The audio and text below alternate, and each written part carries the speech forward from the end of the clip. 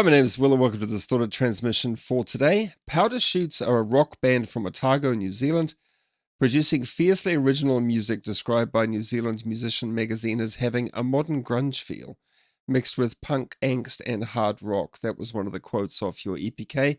Another was, Moss to the Flame was an exceptionally good recording, as good as any of the other top-tier studios in New Zealand. It sounded great. Will Stam into the Distorted Transmission. So I'm so glad that I made it to be on your EPK. So thank you so much. So yeah, Powder Chutes. First off, introductions. Yeah, okay. I'm Henry. I'm the lead singer. I'm Clark. I play guitar and try to sing, but more just yell.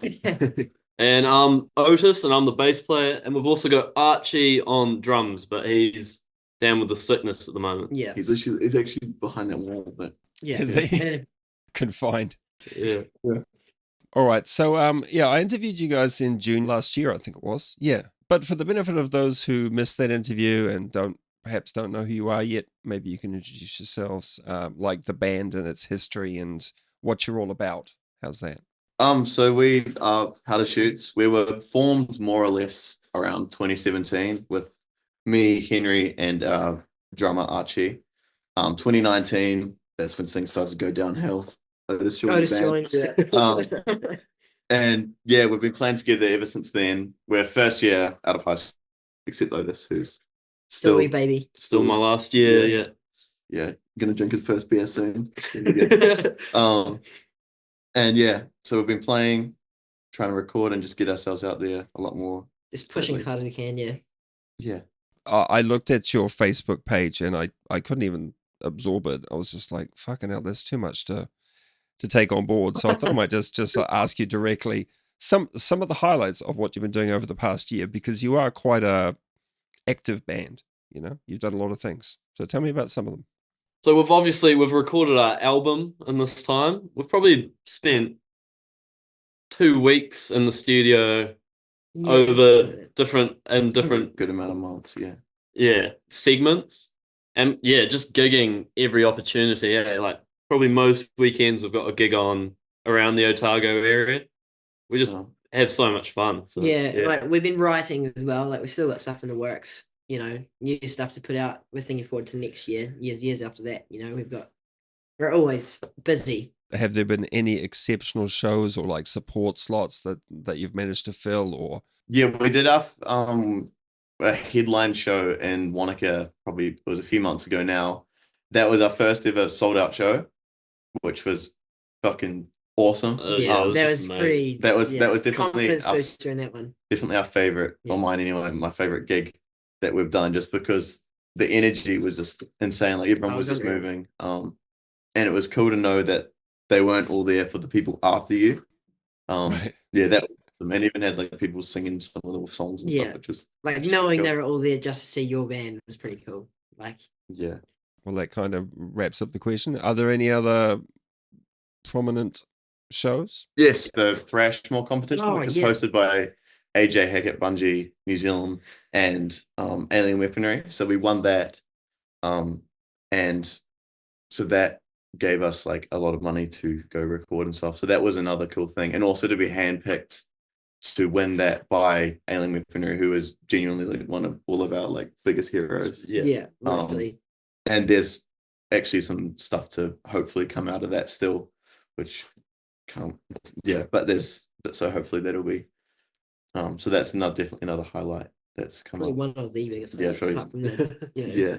The releases that you've done so far are Sweet Noise Pollution EP, which was released January the 14th, 2022. Moss to the Flame single, which was released May the 5th last year. Merchants, which was released July 26th this year, so not so long ago. And that is the first single from the upcoming album, I believe. And you've got another single coming out called Dutchies. It's going to be coming out in about 10 days from now as time of this recording. Was that the 30th of August, which is a Shape Shifter cover. Why did you decide that particular cover? Like we never considered just doing a cover or anything, because we obviously just write our own music. And yeah, we just thought it was just a banging tune. And it was that like that little like synth riff that they play, and we were like, imagine it's just like half time and just like middle spot, and then it was just it's kind of a happy little accident sort of a thing. There's sometimes two avenues to doing a cover. You've got the first example where someone's fucking around in the practice room and just belts out a stupid little imitation or like a poorly executed version of a song, and everyone just jumps in and just, it's kind of silly. And then after a while, it's kind of like a staple thing, and you're like, oh, let's play that song again. And then, oh, maybe we should do that properly. And then there's the second sort of iteration where you hear a song and think, oh, we should cover that. So which was you? I think it was me and Dad on a car journey, and we heard it and we're like, shit, we could actually do a really good version of that. And it's so different. Like, it's not rock. It's not got a guitar in it. So we could really make it our own and arrange it how we want. So we don't actually follow the original structure of the song. It's just we're really using the parts and we've made it our own. I guess it's a combination of the two. Like, we kind of were, we like kind of planned, but we also didn't at the same time. Like, it was never like a decision, but we never didn't decide. If that makes sense. Yeah. Okay, and of course, I presume legally you've gotten permission to cover the song. Yeah, all the right channels and that sort of a thing. Yeah. Wouldn't want to take away from the original. So yeah. Outshine them. No, never. So presumably Dutchies will also be on this upcoming album as well. That would be considered the second single. So maybe you can tell me a bit about the album that is yet to be revealed. How many tracks is it? Where did you record it? 11 tracks. 6 of those are new songs, and the other 5 are actually re-recordings of that first Sweet Noise Pollution EP we did back 3 years ago, however long it was. Just because we've grown so much as a band, and all those songs that are on there at the moment, they're not like that's not how we play them anymore. We must have been about 15 when we recorded the EP. Like, we were still pretty young, and then we've changed so much over the next 3 or 4 years that we did it. So we were kind of like, oh, we may as well go back and see how much better we can make those songs. Yeah. And it's just kind of a re-envisionment of our original music that we put out there. Yeah. Originally, we didn't know if it was going to be an album either, because we went in to record all these new songs, and we started recording these old songs, and we were originally going to do like a new EP with all the new songs. Yeah, just separately. And then have a second like redux EP. But and then we're just like, why not just put it all in the same thing? chuck them all make together. life easier.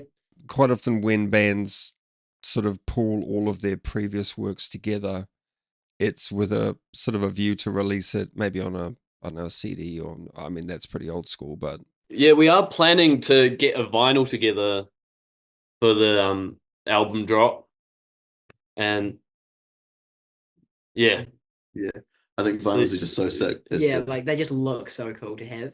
Absolutely agree. I remember being just like a 12-year-old in my bedroom with some, like, at the time it was, Iron Maiden was massive at that particular time in my life anyway. And so like Iron Maiden artwork is amazing. So I used to sit there for hours just checking out the covers, and they always put little Easter eggs in all their album covers. So you're like trying to find all the little tiny things in the background, the clouds or whatever.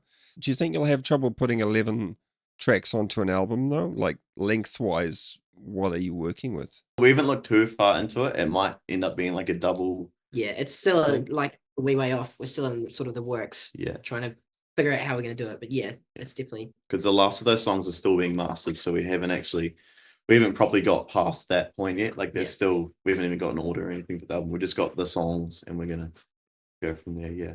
I presume that when you release this massive amount of work all at once, you would have some shows to back it up, I guess, like promoted around the country, or tell me about that.